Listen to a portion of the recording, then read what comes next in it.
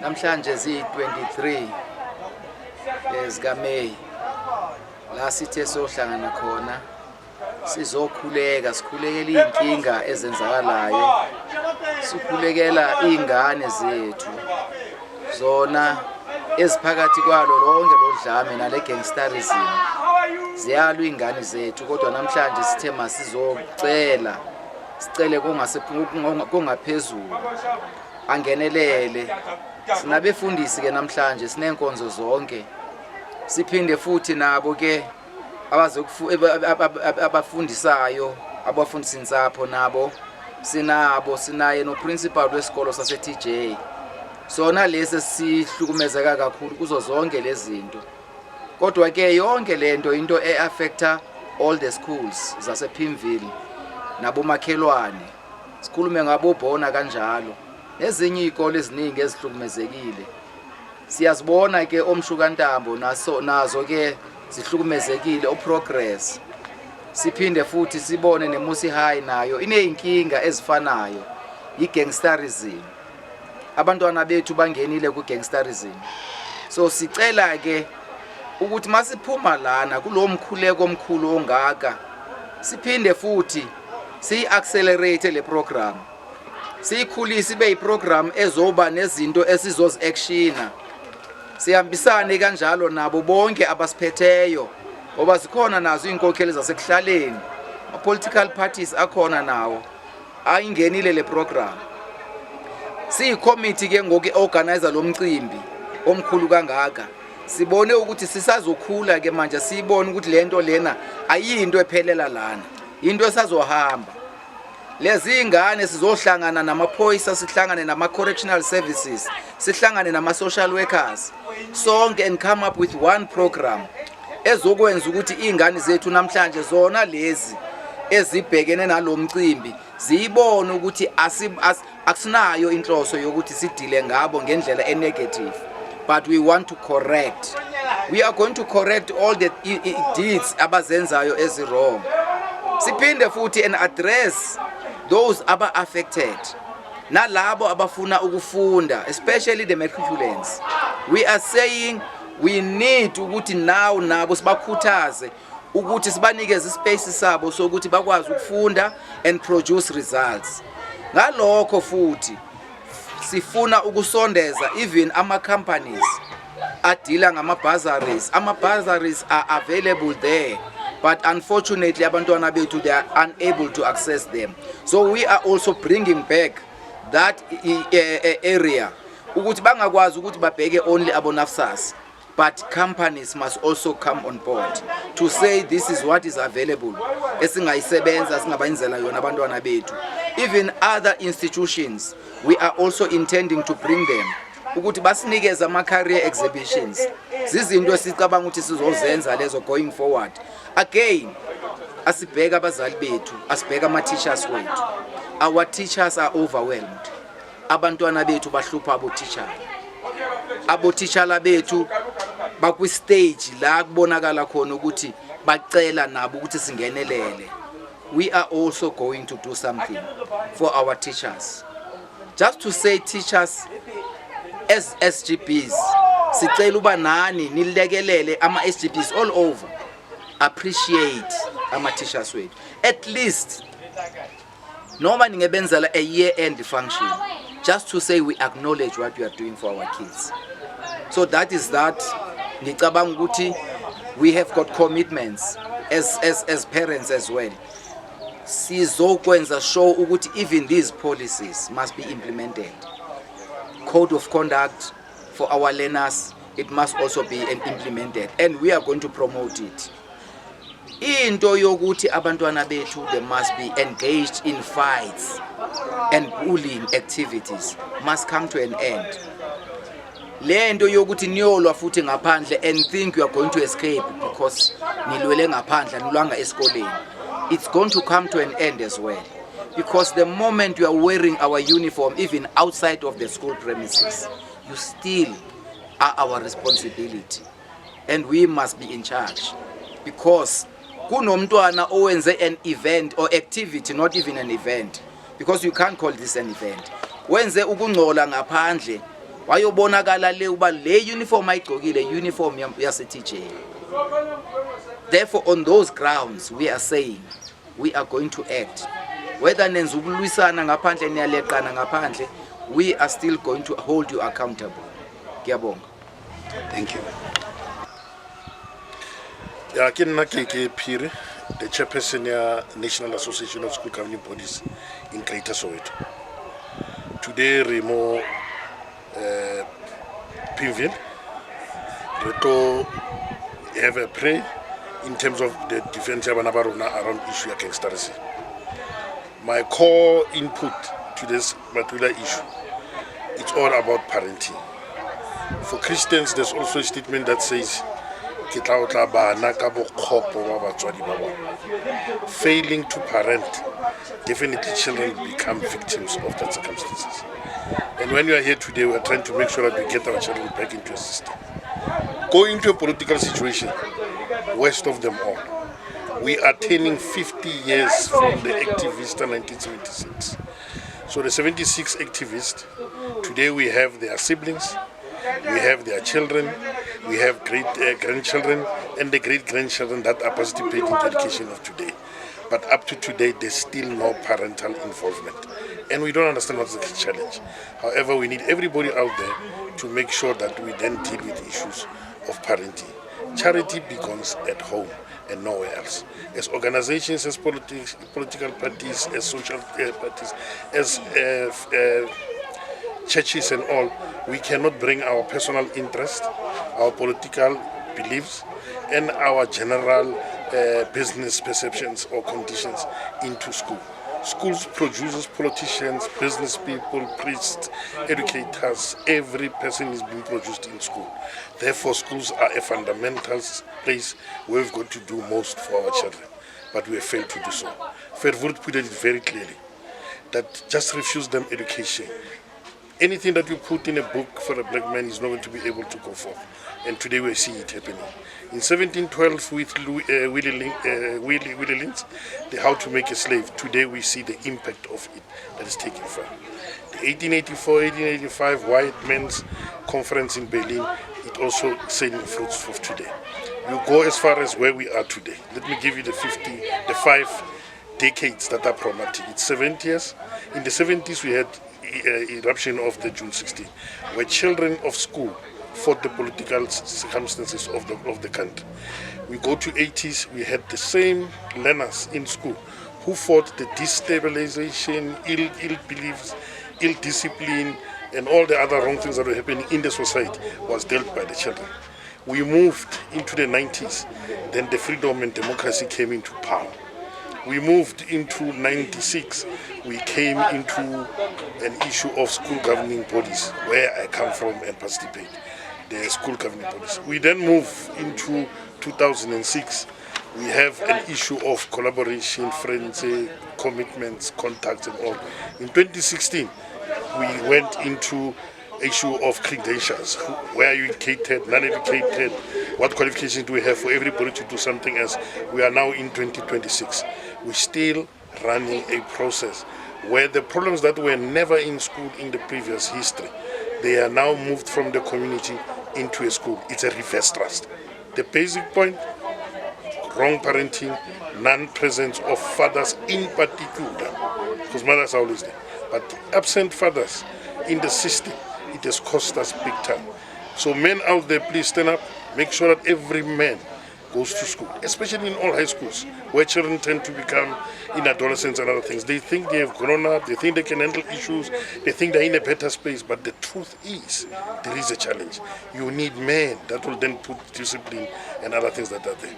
I hope can we all make sure from this particular seminar of today here in Thaba Jabula, we move out here with understanding and start influencing every household in the parental systems and parental issues of protecting our own fiber as the African people. I thank you. I'm Mr. Mpuma Murayeni Kenneth, the principal of Thaba Jabula Secondary School. Today it's a big day here in our school. We have gathered together with pastors, the community members, the stakeholders that have got interest in our education and the good functionality of our school to reprimand through prayer the spirit of gangsterism, the spirit of substance abuse, the spirit of teenage pregnancy, and all these things that makes our education to be in an ill kind of a stage. Thank you. So, Meneer, how does it affect you as a principal of the school? It is hard for me to manage a discipline of learners that are under the influence of substances, learners that have got the agenda of fighting each other after school.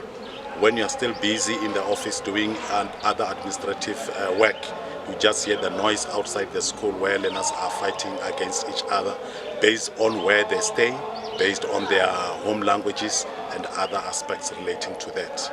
And the names of various gangs that are having names which they identify themselves. Some due to the attire, some the earrings, some the kind of hats that they put on, which is an alignment to their own group or gang.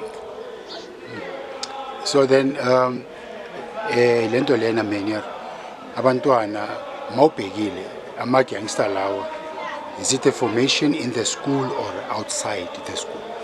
It is a combination of the two. There are those that are in school, but there are also a number of them that are influential, that are outside the school. Like there is a gang called the Courage. I've just identified that in our school we had one child that is belonging to the Courage, and the majority of them are outside people. But when this one that is in the school has got problems, he will call or communicate with those that are outside the school to wait by the school gate to attack whoever has actually troubled him. So that's our problem. Okay, Meneer. Thank you, sir. You're welcome. Thanks. Thank you. Dumelang sanibonani. For today, my name is Bennett Kokhile, a leader to the community.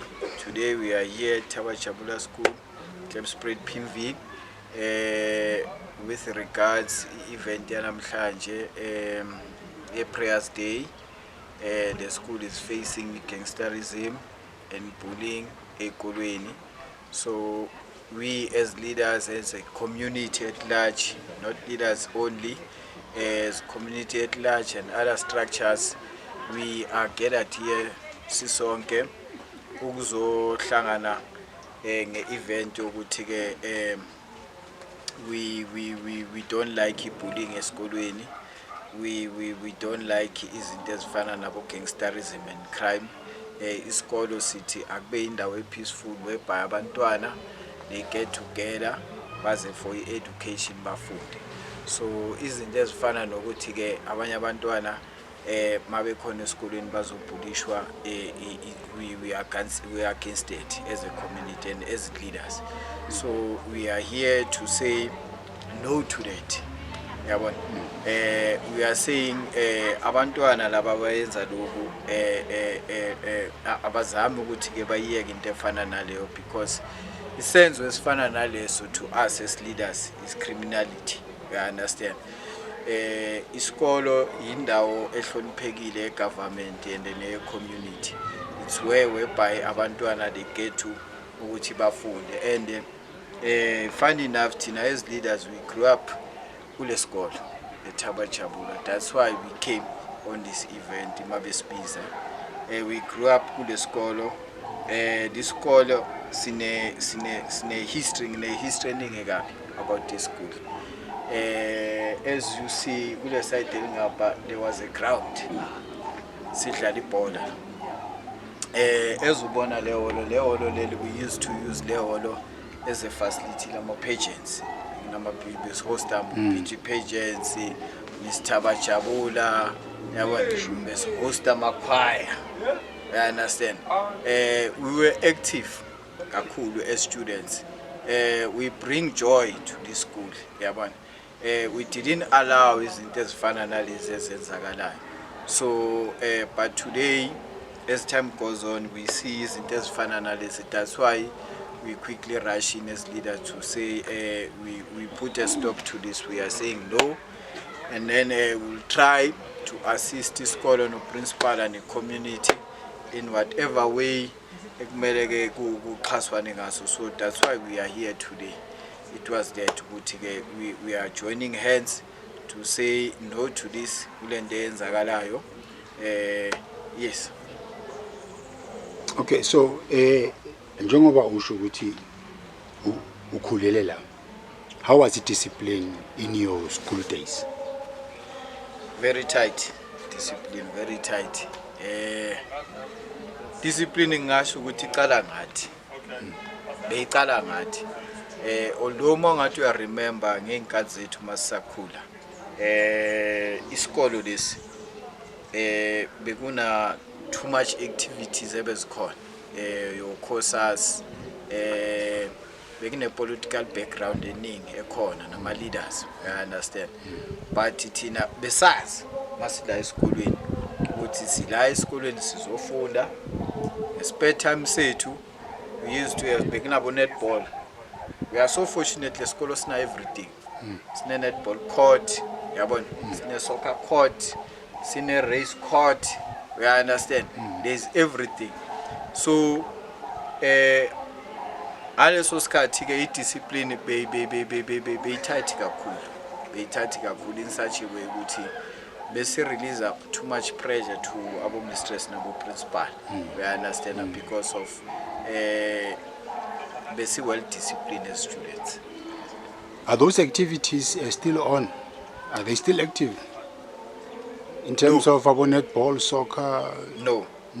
As Seco active, and we don't know what is the reason behind that. Hence, we are here as leaders is to try and revive that. Because kule skolo they are celebrities. Sure. They are soccer stars. Yabo kunabafundisi today. They are actors. They are actors. Kunabo doctor. Lesikolo produce many successful stories. Sure. We understand. So izinto ezifana nalezo zokuthi activities, we are here to talk to leaders together, community, my parents, teachers, and say last khona siqhubeke yabona. Okay. Ngibuze mhlambe leader ngapha in terms of wena as a father, I message ungahambisa kwabanye abo baba regarding le matter leyipi? No, siyabonga kama siyabulela class bangaba iPivot le straight. No, yazi lolu daba le gangsterism ezikolweni lesiphatha kabi kakhulu. Njengoba soshilo as fathers, sizele sinengane. Ubhlungu kakhulu when uthumela umntana wakho ukuthi ahambe uyofunda ukuze nabo nekusasa labo liqhakaze. But just to find out la umthumela khona, it's a field of gangsterism, of drugs, and all izinto of anarchy izinto ezibheke eceleni. So silana namhlanje njengoba baba beingane zethu sizokhala sime kanye nesikole nabazali sisho ukuthi we are against this gangsterism, and sizolwa kakhulu ukuthi to eliminate this gangsterism, because isikolo it's a place of learning, and these children, they find themselves in the teenage years, where they are exposed to everything, where they need to learn and grow up, so that babe are our future leaders and mature adults of the community. So siyabuhlungu kakhulu ukuthi gangsterism and drugs is taking place in our schools emalokishini, and we will fight. We will fight as community leaders, as umphakathi, as fathers, as brothers and sisters of the community to ensure that our children, they get the highest quality of learning in our community schools in a safety foot. Kasibonge leaders. Thank you. If I may greet everyone, my name is Reverend Oscar Mapoma.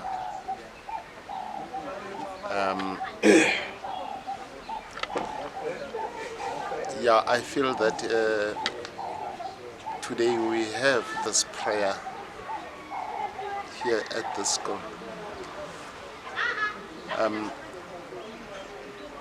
We know that our children, they've got challenges, they're struggling in drugs. Sometimes we do not know whether it's due to peer pressure, either or hopelessness, depression, or what, or fear. But we know that our God has mercy. Our God has love, and our God does protect. So then, that's why today we are here to bring in prayer for God to intervene. We want God to guide our children, to give them wisdom and select the good path. I'm not by myself, I am with my colleague. Man, thatha ithuba ke ndiyabulise nami bonke abantu abazawuvela apha bebukele. Igama lami ndingusiyamcela wakwaGamada, ndingumfundisi ke wakwalizwi. Ndilapha nami namhlanje kulo mthandazo okule ndawo yaseThabajabula isikolo high school. Siye safumanisa into yoba apha kukhona ingxaki yabantwana abangamameliyo, abantwana baphuma endleleni kakhulu, abantwana basebenzisa iziyobisi phakathi esikolweni, abantwana bayalwa, sekuqala igroup kune-gangsters phakathi esikolweni. So saba nemivandedwa iwari zoba akusenakamva, akusena-future abantwana. Sathi nathi masingenelele. Ukungenelela kwethu apha esikolweni namhlanje ukuba sizobuyisela ubuthixo, uthixo endaweni yakhe. Sikhula sisazi intoba esikolweni xa kuzawungenwa esikolweni into yokuqala kukuthandaza, laa nto bathi assembly. Kodwa sifumanisa intoba ezikolweni nakwesi sikolo ayisekho loo nto, ayisenzeki. So thina ukuba lapha kwethu kuzobuyisela abantu ukuthi kukhona uthixo ongaphezu kwako konke.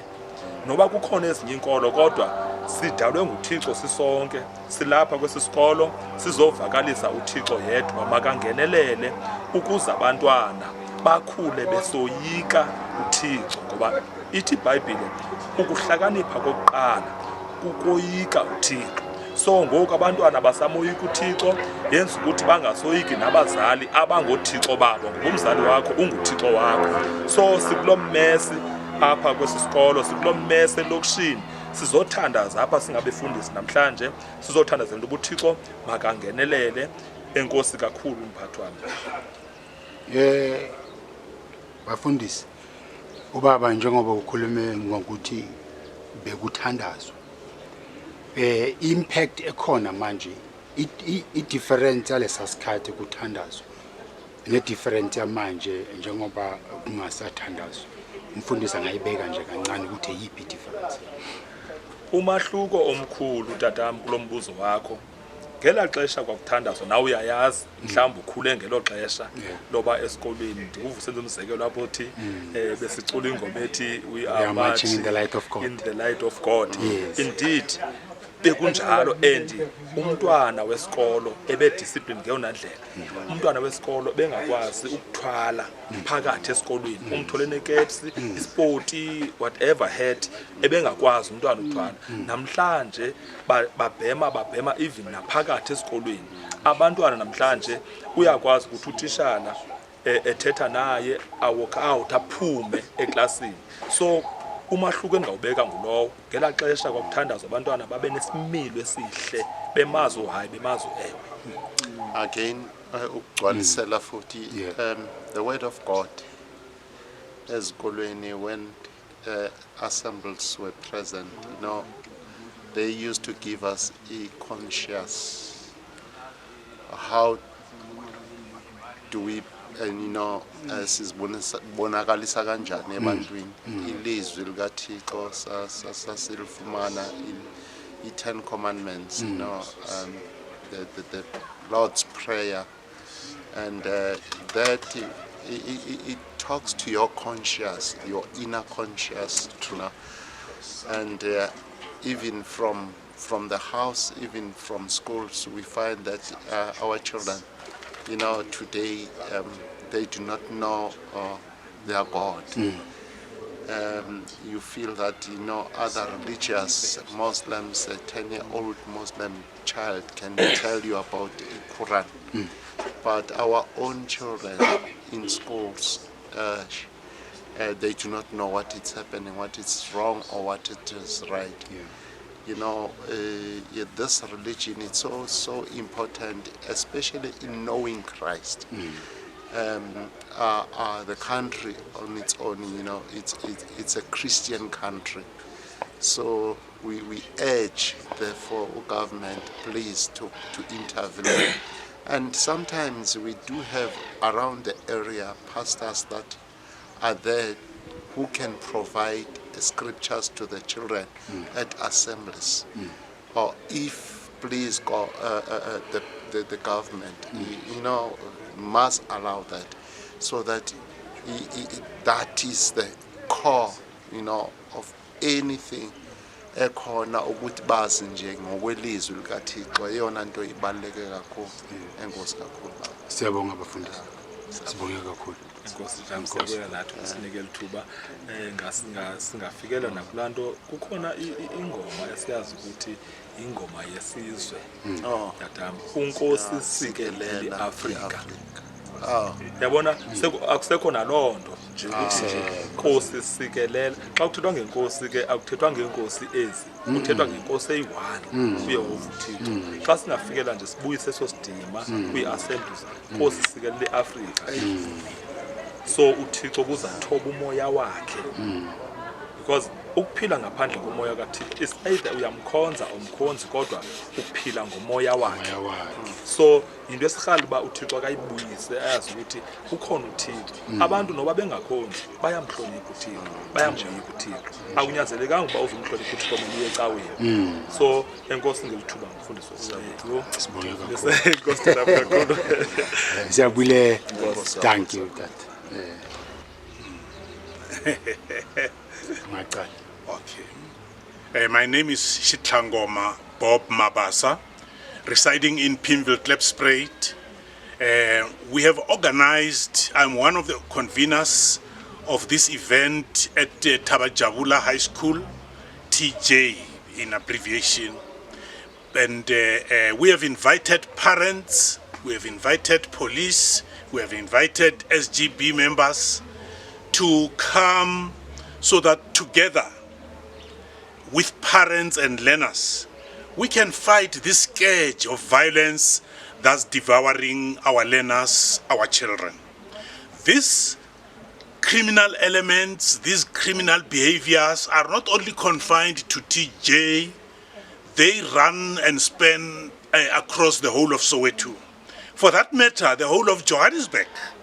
So we just hope that other areas will copy from what we are doing, because this type of action needs to be happening at a broad geographic space so that the impact can be felt. Some of the participants here are pastors and reverends of various churches, Nabogogo, you know, in the traditional sense, they have come together because it looks like there are evil spirits that are guiding and misguiding our children.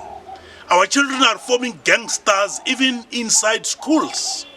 And there are the gangsters that are coming from outside who come and terrorize the children inside the schools.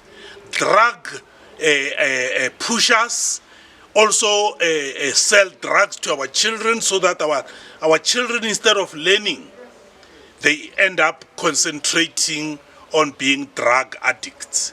It's a pity that we wish that this word could reach more parents, because educators, the principals, they need us as parents so that we support them. We shouldn't leave everything to the educators and the scholars themselves. And that is why we speak of SGB, because that is representing the scholars, and it's important that parents ba tshware thipa ka mo bogaleng. Do you have any question for me now, or it's adequate? Okay, yes, sir. The question will be, in your times at school, at your, young age, how was discipline at schools? During our times, discipline was higher than what it is now. But we must also accept that today's world is not like yesterday's world. Yes, in those days when we spoke of drugs, we meant insangu, nothing more than that. And the other worst thing, we meant benzene. But these days, we're talking of hardcore drugs that are being manufactured, and we are happy that the police are dealing with the manufacturers of these drugs. And these drugs are sometimes imported from other countries coming into South Africa. But South Africa also, we also have drug manufacturers manufacturing them here so that they send them out to other countries. So, and even respect for the educators was higher. But these days, it's fashionable for the learners to undermine teachers and undermine their parents. But I must emphasize, as parents, we must play a bigger role in teaching discipline to our children, so that we hold the educators hand by hand. The SGBs will be stronger if we as parents play our part. Thank you, sir. Oh, thank you very much. Thank you so much. Thank you. Thank you very much. I am Samson Boy Pumudia, and from the Communist Party. Let me take this opportunity to greet the viewers of this podcast. And I want to thank the convener with his team of organizing this prayer service that is being held at Tabajabula. I used to be a student in this school in the 80s, and I am happy I'm reconnecting with the school that I was a student at some point. And I want to say the following.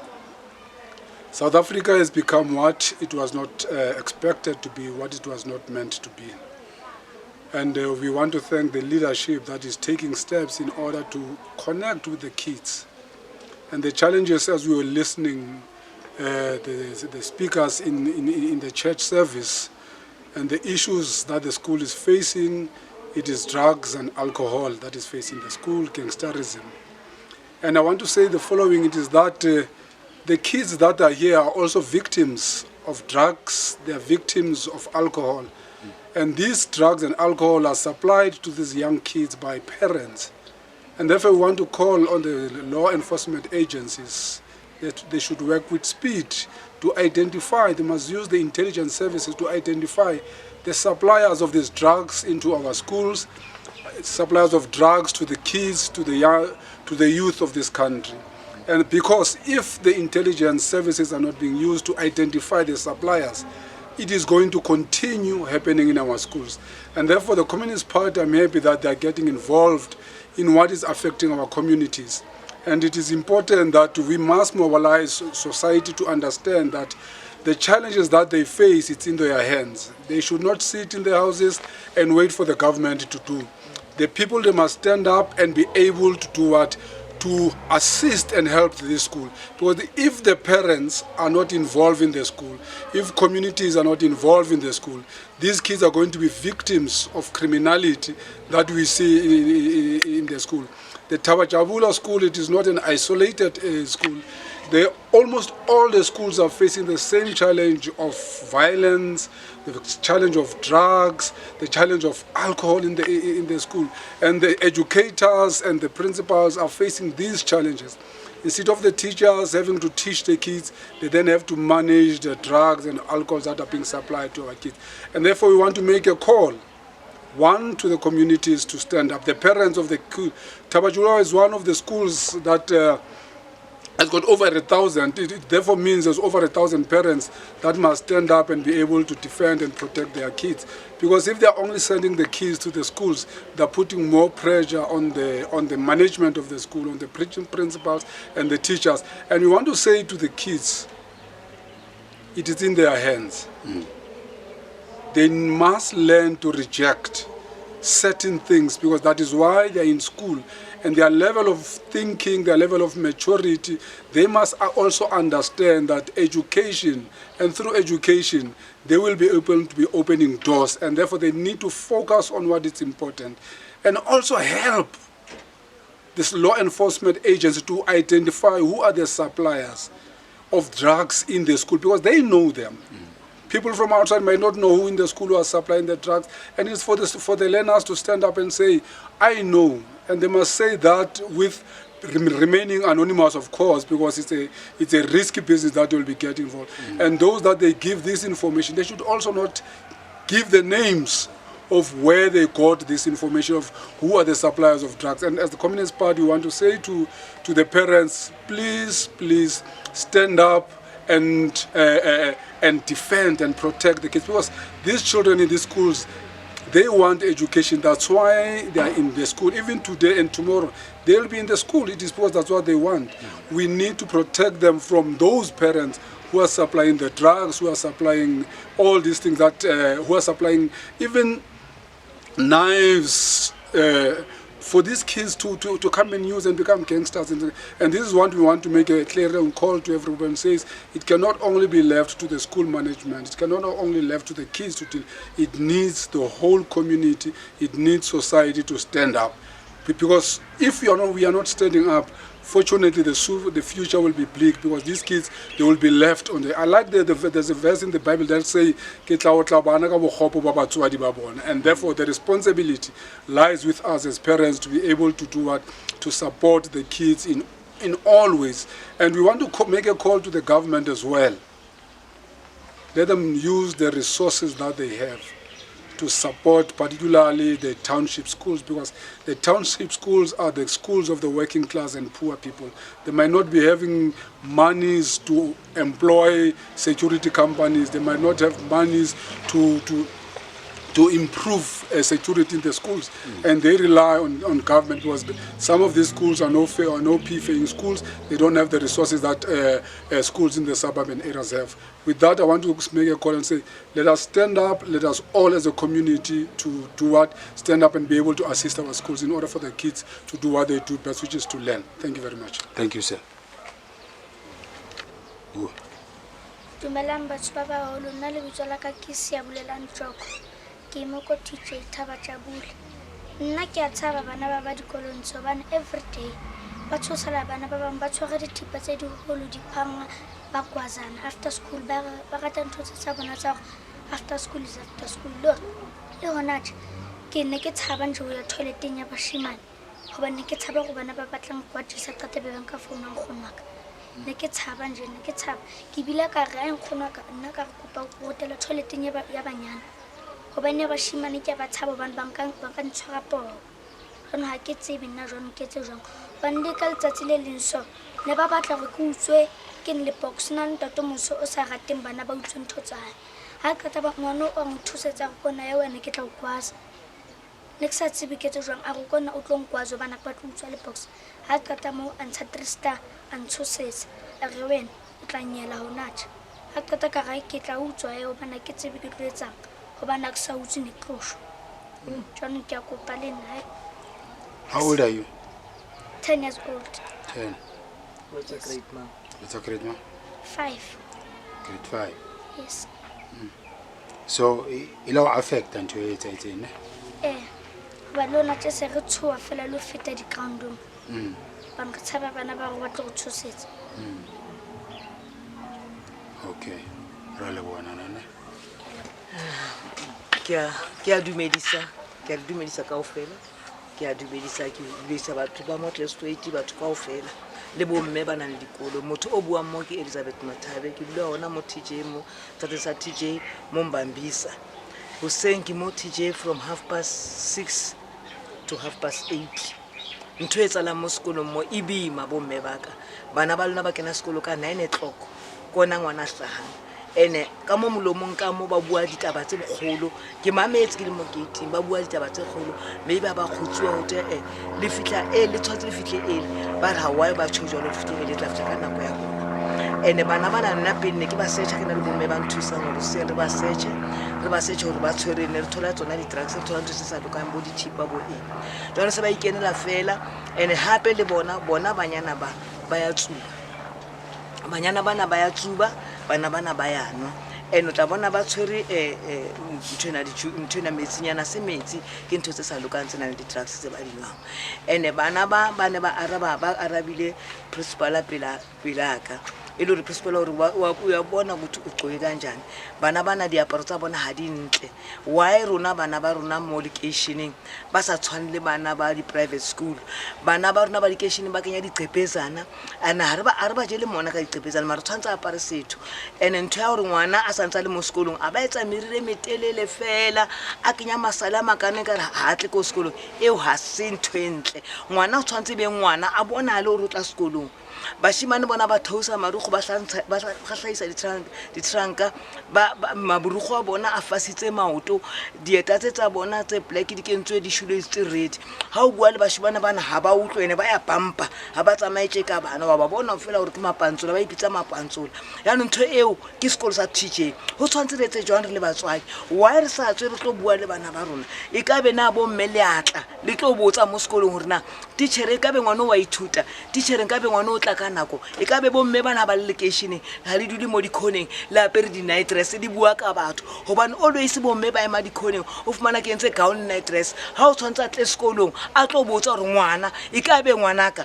wa tla na botse principal ha di botse o botsa taba tsa strateng ene ngwana o ha bona mmaya ke ntse gown for the whole day o le mosadi o ke ntse gown o na le ngwana wa sekolo ene mo sekolo mo ska tlo khapha ngwana o apere gown hlompha sekolo ba sekolo se a hlomphiwa ke a ba tshikisa bomme batho ke re mme o tlo batla ngare ke tlo bona ngwana ke re senka gown tlo o apere hantle tse ka mmela ka apara friskoto ka pa mosese hlompha sekolo bomme bana ke a kopa ba tle ba tlo bona mhlolo bana ke bana ba bona ho sene motshare ba tlo ba bona hore na ba ya ithuta bana ba ithuti ene bana ba araba di principal mo pelaka nna ke re ke tla from 6:30 to 8 to 8:30 ba bang he ke a dula until bo 10 o'clock ba bang he ba itlela ka 9 ene ntse ke ba bolella ke a ba omanya ba bang ke a ba tshikisa le cut ya bashimane moshimana cut ska etsa di threats mo sekolo ibe ngwana sekolo ke ngwana ibe ngwana ha ile ngwana ke ngwana le sala ha ibe le lenyane a be hantle ibe ngwana miriri e metelle ena bomme ke bulela lona haholo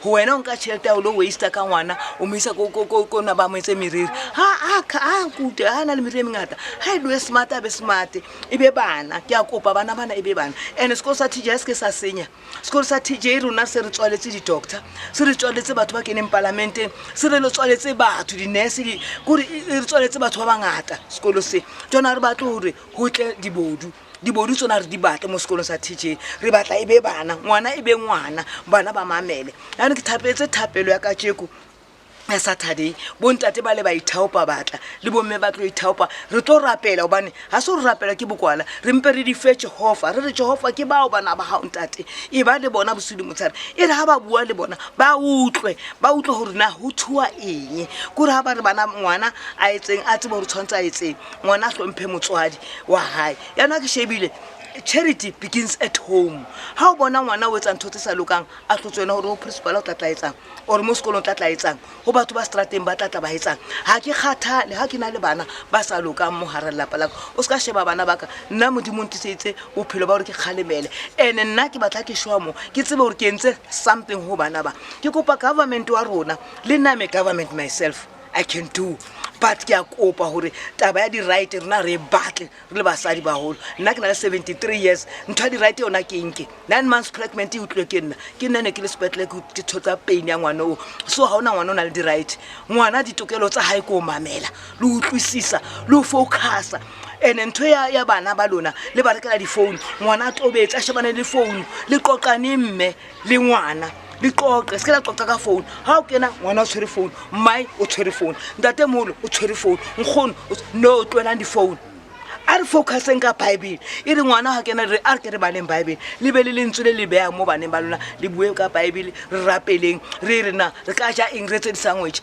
as phone ha ebe call o e arabe ka call not go le strategy of man tu ntho a sebetse ke botšupete ke batla o le bolella magwa ngwana le gwa ka se mthole a tshwere phone mo strateng ene di phone tseo tsa lona di na le batho ba tsotseng di na ntho tse mpetse tsa hala mo di phone tseo ke kopa batho bana ba stope ka di phone o ska rekela bana di phone ibile le tsebe hore mo TJ mo a di ken di phone ha ile re ngwana o na le bothata phone la ka officing o be principal a bitse ngwana ka officing wena o etse appointment le ena di phone tsena ke tsona ba di kenyane ka mo toilet ba sheba ntho tse mpe ka tsona ke a kopa batswadi baka ha re boeleng sekeng sa rona ho boela ko ho rona re ipatlisise re be le kutlwano le lerato Jehova re kutlwano le lerato e tlo fetsa ntho tse ngata ha re lwanne sekolong se ke a thaba bona re na le bana ba banyanyana jwang mara se ba le bona ba grade ba ngwana o na le 10 years o sa etsa di grade ngwana wa 11 years o sa etsa di grade ke modimo so bana ha ba tshware ka bonyane re ba rate re ba fele rato re fe bana le rato be isa le ba Sanibonani ninjani igama lam uSindiswa Zibaxa I'm a social worker by profession ireason ukuthi sibe khona namhlanje siyabona sisenze i-community prayer nami njengoba ngisebenza nesikolo as a social worker ngibone in-need ukuthi ngibe khona because abantwana bethu banama challenges la esikolweni kune bullying kune gangsterism i-reason yako konke lokho is because most bafila ukuthi they don't belong ebazalini they belong ngaphandle some abantwana abatholi uthando enough ebazalini so kunezinto abesizibiza abo TikTok abo WhatsApp abazali bahlala emafonini abantwana abazali abanika abantwana attention abantwana batholi attention ngaphandle abanye they feel ukuthi those who were being bullied nabo ba pay back because now they've been bullied they've been victims of bully now they bully others so lento vice versa omunye oba ibully because he was bullied from a primary and sometimes noma u report abazali abayithathi serious indaba umntana bonti no nami think belong kuma gang ukuthi ngizokwazi ukubhula abanye abantwana of which if singabazali singahlangana senze umthandazo sithatha abantwana bethu sifuna ukwazi ukuthi why be behave kanje because kule behavior yabo there's a root cause if you can sit nomntana akho umbuzo ukuthi why e behavior kanje because abazali sebenana nje ukudinekela abantwana bangafuna ukwazi ukuthi why be behavior kanje I root cause ungayithola njengoba ngisengibekile ama reasons ukuthi why bebhula so ngicela ukuthi sihlanganeni sabazali sinika abantwana attention kunalento sibiza ukuthi i-attachment yazi makune attachment umntana wakho umenza umngani wakho uyakwazi ukuthi afeel free ukuthi avente everything umenze i-friend yakho than ukuthi ayoba i-friend kuma gangs abe i-friend or abe i-problem esikolweni azanikwe igama ukuthi problem child leso stigma leso naso simenza ukuthi afeel helpless because isikolo naso ikhaya lakhe lesibili le 8 hours esesikolweni ngiyabonga kakhulu ngicela ukubuza mama involvement of ithi absentia of parents and especially abobaba as ku profession yakho yes how does it affect umntwana kakhulu abantwana bethu bakhuliswa ama single parent and then abanye abana father figure abanye abana mother figure. Yes, omunye azithole ene authority ekhaya azibone ngathi seke ubaba athi noba uyakhuzwa umama mhlambe ezama ukuthi amkhole into order. No, ngoma sekethole amanye ezinye imfundiso ngaphandle umthole seke ubaba kwayena la endlini uya misbehave sekuyabhodla make eqala ukuthi ageza izitsha ukuthi sokuthwe umdala asazi ukuthi usathephi mina ngiyengeza izitsha mina ngumfana kanti lento le iqala from endlini umama or ubaba angathi umsebenzi wamantombazana or umsebenzi wabafana akaba grooming ngokufana bonke because uzothola ukuthi kwasendlini bekhula kunomsebenzi ukuthiwa wamantombazana umfana ukwazi ukuthi yena uvuka adla athatha isitsha asishiye lapho or asibeke esinkini intombazana ifundiswa ukuthi mayenze umsebenzi wasendlini ugeza izitsha wenza ama-washing wenza yonke into uyapheka so if baqala bagroome from endlini kula baqala khona ukuthi bazazi ukuthi le into kumele ngiyenze nami ngumntwana la endlini and if khona owenza into wrong ngaphandle or la endlini kumele kuhlalwe phansi ixoxe kahle not ukuthi kube ne violence because nathi bazali if sizolwa phambi kwabantwana sithukane senze zonke into ezisinaks abantwana baya copy into njalo that is why kuthiwa abantwana ama copycat yes so nabazali ngiyabacela kakhulu ukuthi mabenza izinto abenze izinto behind the doors not in front of abantwana if naxabana xabanelani ekamereni nibuye ngaphandle sitting room senismile abantwana ngoba bayakopa yonke into uthola umntana uyibhuli nje because my father used to do that yes. And then if omunye uya misbehave uthi ngithathe ekhaya ubona ngathi into right so into njengoba ngisho ukuthi kune root cause ubehave kanje because uyithatha ekhaya okanye yenzeke kuye esikolweni njengoba ngisho ukuthi bambhule from esikolweni eprimary wakhula ngalo ukuthi no akafunda ukuzilwela kusho ukuthi ukuze naye afithe in kuma gang kumele afunde ukuthi alwe or i-peer pressure or la azothola khona uthando because uthando khona la azothola khona ngoba manje ama-gang azomenza ukuthi abelonge. Ngibonge futhi. Asibonge ma. Thank you.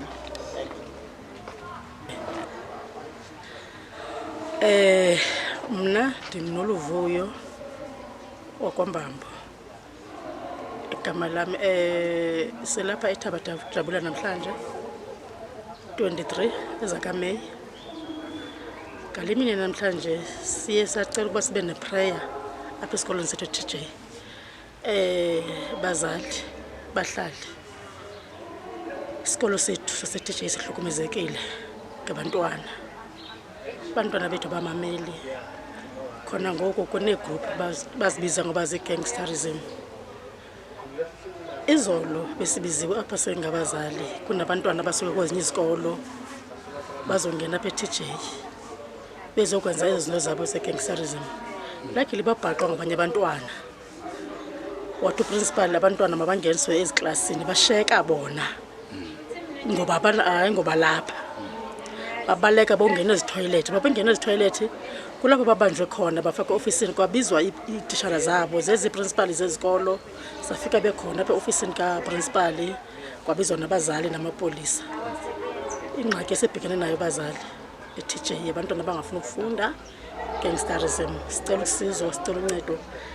That's why namhlanje sisahlangana apha besihlele siyazi ukuthi ngale mini 23 sizoza apha eTJ sizohlangana sokwenza umthandazo inkonzo zonke imvaba ngemvaba sizapha eTJ sizothandaza abazali lo mini ke namhlanje nabo nabefundisi bendawo ngendawo sizothandaza lesikolo sethu sase-TJ sicela imithandazo ke siyicela imithandazo ba isikolo sethu singaphumelela singaphucuka kunto esikuyo sijengana nengxaki bazali eTJ ngapha sinetishara zethu ezinye zazo asifuna ukusebenza asifuna ukusebenza bazali TJ isengxakini kubekho nje itishara ezawukhupha abantwana ngaphandle njengoba kubanda kangaka kwezanyanga bezidlulile kwezanyanga zipheleyo akhupha abantwana ngaphandle yona othi hita ngaphakathi xa nimbuza ukuthi kutheni ukuba abantwana ngaphandle athi abayenzanga ipoem ebenibathume yona xa ubuza abantwana ithini istory sepoem bathi akasichazelanga bayenziwa kanjani ipoem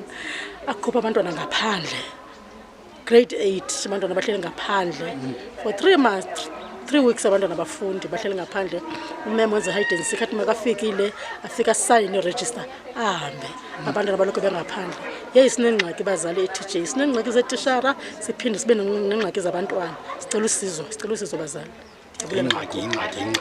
ingxaki yazi ingxaki yengxaki sisengxakini bazali e-TJ inkosi siyabulela igama uSindi wakwamehlo amakhulu ngihlala eMtswaledi eWard 24 sesikuzone 10 okwangu ngidila nabantwana abahamba ngamabhasi ngidila ngabantwana from primary school the way sifumana i-challenge ngakhona ngabazali aba-absent ebantwaneni okokuqala umzali akazi ukuthi umntana nake esikolweni umntana uyagcobisa umntana upholisha icathulo umntwana ushiya umzali elele endlini angakwazi ukumphelezela aye ebhasini ekuseni so abantwana bethu bane challenge yokudinga uthando lwabazali.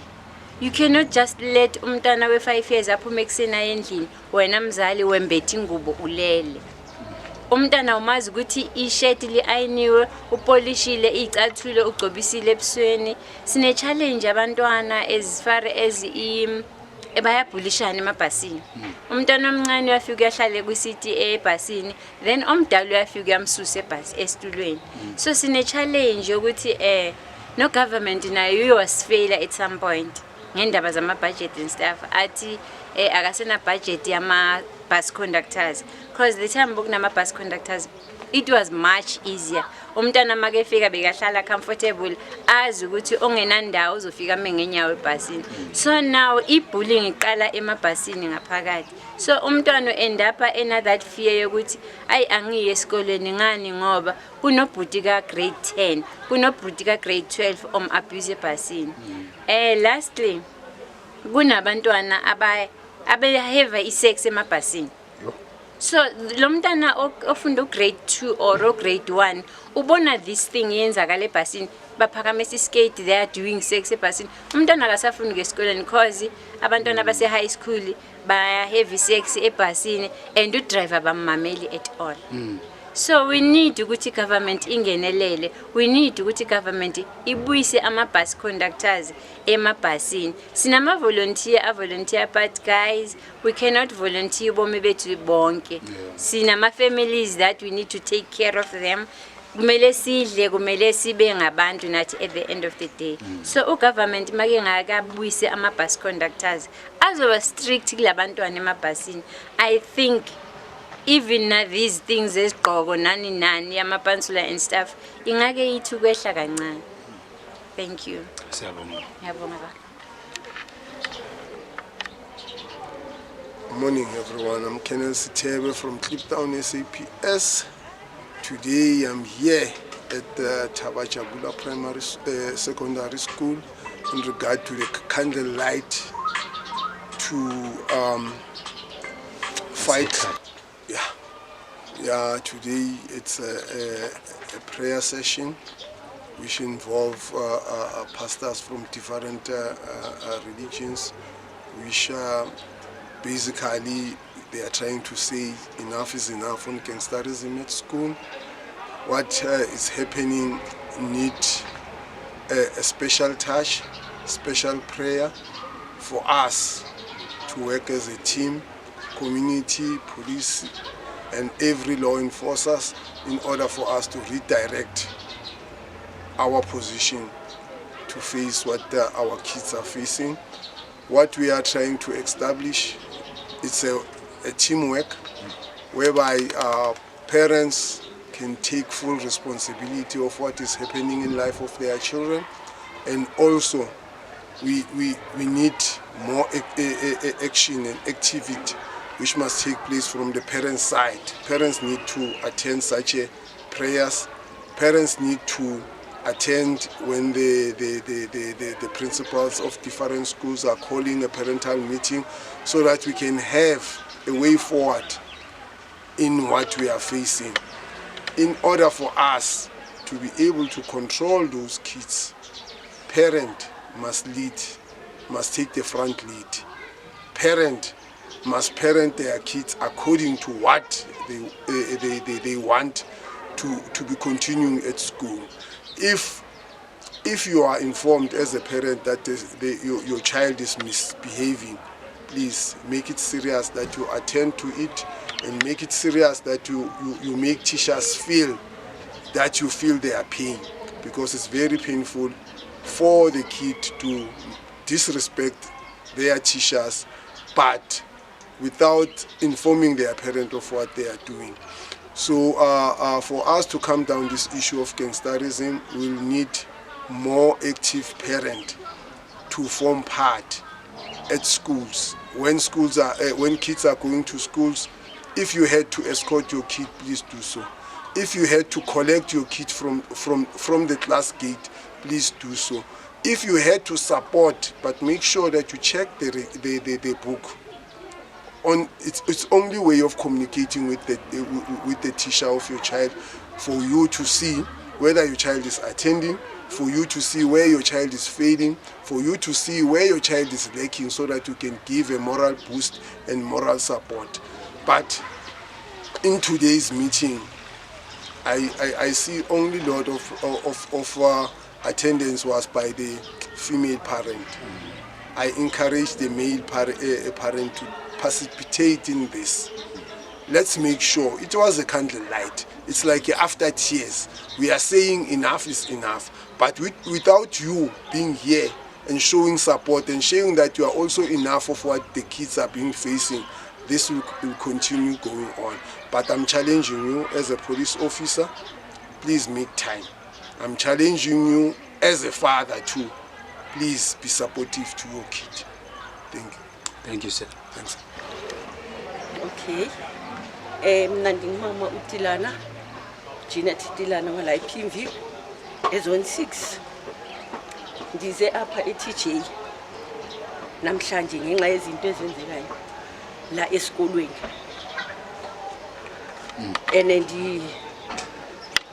Ndingumama, I'm a parent apha kwesisikolo. Abama abantwana, they're all at university level. Bephuma la kule sikolo sase TJ. Basezindaweni. That's why inye ngahlukumezeka amanyizo izinto ezenziwa abantwana la esikolweni. Ngathi nami mangize sizothandaza. Sizocela uNkulunkulu achinje abazulwana bethu, achinje abantwana. Sizocela uNkulunkulu a-protect nalo principal umphuma, ngoba uye inhloko yalesikolo. I've seen abantwana abamboni principal. Nestaff sakhe naso asimboni, but uncekelele. Sizocela uNkulunkulu amncede umphuma alide lesikolo, ngoba kula sibheke khona ama principal i-ministers elizwe lakuthi. That's why sithe namhlanje masize sizothandaza apha, sizocela uNkulunkulu kube uyo hamba ngaphambili achinje abantwana bethu, akhipha ama drugs kwesisikolo sase TJ, akhiphe ipregnancy, akhiphe ibullying kwesisikolo, kube isikolo lesi esiproduce ama universities, esiproduce abo professor. We are very proud of this school. Namhlanje isikolo sidlala abantwana. That's why sila namhlanje siyathemba ngokuza kwethu will be coming every day kwesisikolo. Sizothandaza, sizocela uNkulunkulu, sizocenga abantwana usathanism ongene enhlizweni zabo aphume. If imimoya engendawo umthandazo uyanqoba. Amen. Thank you. Siyabonga. Thank you. All right, no, thanks. Igama ngu-Ada Wakancube, branch member yala yeNASGOP ePimville Klipspruit. I'm here as part of organizers of this particular event. Yokulwisa igangsterism, yokulwisa teenage pregnancy, yokulwisa ibullying la ey'koleni zethu, because it's a challenge esibhekane nayo esihlasele iy'kolo zethu, and ngathi kunomoya also uflow which is a bit demonic ey'koleni zethu. So we are trying ukuthi contribute in addressing the challenges esifacane nayo, because our kids bavela from different backgrounds, abanye are privileged, abanye are disadvantaged. So akuna balance in terms of where they come from. And the challenge within our society is a challenge of single parent families, whereby there is no balance as well in terms of parenting.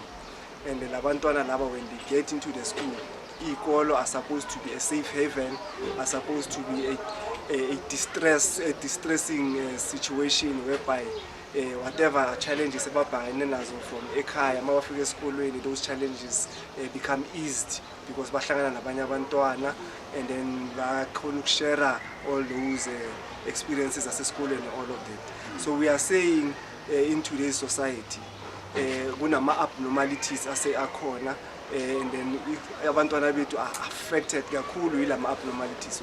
One abnormality is that abantwana bethu are now hooked kuma drugs, and the most problematic substance which is now being legalized in Nsango.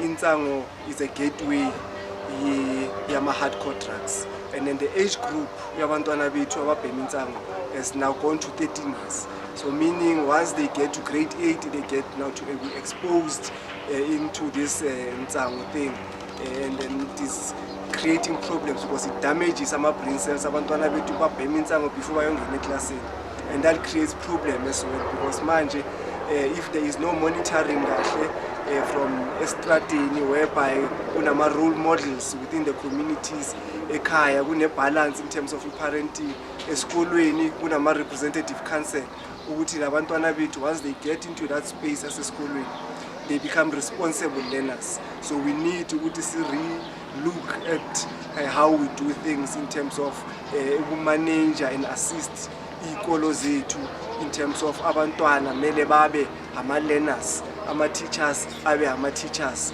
because kuna that abnormality enawuba khona in terms of abantwana bethu nama-teachers. So we are trying to address such anomalies ezikhona la ey'kolweni zethu. And I think with umphakathi we can be able to curb this anomaly esibhekane nayo. So we are here to say let us work together, let us ensure ukuthi abantwana bethu get the support, let us ensure ukuthi abantwana bethu are protected from basically abantwana abangafundi beza esikolweni bazohlukumeza abantwana basesikolweni. Those kids are thugs, and therefore they are not supposed ukuthi manje babe near the school. So we sidinga umphakathi to come in and say not with our kids, not under our name while we are still alive. So we are saying community come together, let us address the challenge of Amapantsula, because Amapantsula used to be a dance group, used to be a group of abantu abazithandayo, abagqoka nice, abagqoka smart. Today it has been turned into a gangster something which now is focusing on wrong things. And the worst part, labafana bamapantsula are so young, and now how do you now start dealing with that young child in a harsh way? Because usazokhula lo mntwana lo akazi ukuthi currently ungene kuyini, so unida i-guidance as well. So substance abuse becomes a factor in their behavior. So we are saying parents, let's come together, community, let's come together and address this challenge that we are facing. Thank you. Before Soraba, there's a speaker who said kugcwele abomama abobaba abekho. So i-message kubo baba ithi that's the abnormality esikhuluma ngayo ukuthi even nasemasontweni you find ukuthi abomama yibo bagcwele because yibo who are spiritually connected, I believe, mhlambe, because kuthiwa Africa, it's imama Africa. They are the land, they are the bathwara thipa ka mo bohaleng. So I'm saying to the fathers, baphi labo baba abazobeka abomama ngasemuva, babeke abantwana ngasemuva, bame ngaphambili and face impi mayiza, i-problem mayiza, i-challenge mayiza, and protect the vulnerable. But manje if manje abomama sekuba yibo abangaphambili, that means abobaba bethu are in shapings, abobaba bethu are doing certain things esingazazi, because the challenge esibhekane nayo, it is directed kahle kahle, it's an attack to abobaba, because mostly abantu aba involved into these things are boys. So therefore those boys are going to be fathers tomorrow. So if Tina Singabo Baba, we are not playing our role in these boys, then we are missing the point of being fathers. We are missing the point of being big brothers in our society, in our communities. We need manje utabo baba start being babas and start being, you know, the role models as proper kulabantwana bethu. We need a boy and a father set up in terms of how these boys are supposed to conduct themselves. So sethi kubo baba, come to the fore. Yekelani ukuhlala ematavern, yekelani ukuhlala wherever la nihlala khona and caucus and discuss izinto irrelevant. I-society yethu is under attack. I-society yethu is becoming abnormal. Sidinga manje amadoda, sidinga manje abobaba abaqotho. Thank you. Thank you. Mina ngegama ngulungile bangibiza ugogo ngoba phela masoke waba yilento engiyo uba ugogo ngihlala khona la ePimville. I'm a resident la ekhaya. The event here today was very successful. Not successful in numbers of attendances, but was successful in the purpose of the day was fulfilled. Silibonile usuku silifeze ngendlela ebesihlele ngayo. And the reason being, if we don't start somewhere, we won't start at all. So we managed to start. We are happy we have managed to start because that's the most difficult part. Today, for example, we have challenges. There's funerals happening. People are committed in all angles. Even during the week when we meet for meetings, parents don't come to meetings, but we are late, but except so. And again, the other biggest challenge of them attending, gangsterism in our societies. People are no longer feeling safe. We have a lot of standing apologies where members tell us they can't be finding themselves idling ebusuku. They meet up with kids that ask them, and it's a society we are now faced with to date. And for the fact that this year we will be celebrating 50 years since 74 uprising, 76 uprising, we are challenged as a community 50 years later that today sesisaba abantwana bethu, today sesisaba ukuphumela ngaphandle and enjoy being alive, enjoy life and be free and spirited. Instead, sizivalele endlini ngoba sisabela ukuphumela ngaphandle. It was said ukuthi amanye members couldn't attend because of ama areas abahlala kuwo are found to be impacted with criminals. They are found to be helpless because even society itself isaba nokwekhipha ama-perpetrators. So on the note we found it to be an organization that is more organized. Hence we were able to say, let it be our starting point. Let us go to schools and actually kube la silanda khona inkinga la isuke khona. We know ukuthi charity begins at home. Bazali, we know these kids abayithathe next door lento abayithathi kude iphume endlini. Abanye they are kids that are victims of circumstances zabazali bahlukana. Abazali abangazwani emakhaya, ama-families dispute and so forth. These kids, because ihlezi thina siba reprimanda in our own way that we know citizens ngayo, mabafika la they find other innocent kids and exercise what they teach themselves emakhaya to those kids who know nothing about this. And this is how this pandemic spreads. Initially, we are saying inkinga kahle kahle isukele ekhaya. You find the disorder yasekhaya isizibonakalise ezikolweni. And now today we are sitting with a massive cases as very destructive to education ekufanele iqhubeke. Today 50 years later asalwela ukuthi sifunda ngeAfrikaans noma sifunda ngeEnglish. We have a freedom of speech, freedom of choice. We have all the necessary resources, but sesinenkinga yebehavior. We are challenged with behavior. We are challenged ngokuthi abantu abasatshelwa ama rights ethu sekwaba ama weapon ethu.